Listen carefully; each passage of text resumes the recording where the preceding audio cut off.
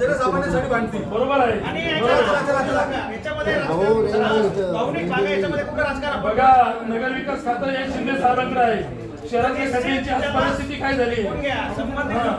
म्हणजे सत्तेत राहायचं आणि आंदोलन करायचं, म्हणजे एकाने मारल्यासारखं करायचं, एकाने रडल्यासारखं करायचं. बघा, तुमचं आंदोलन या गोष्टीचा निषेध करतो. तुमचा निषेध करतो आम्ही, विरोधक, पण तुमची भूमिका काय काय भूमिका काय चालली?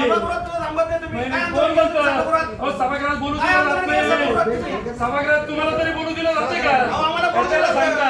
बोललो आम्ही एक तास. काही नाही. सभागृहात धमकी दिली जाते. जास्त कमी काय बोललं तर 6 महिन्यासाठी निलंबन केलं नाही.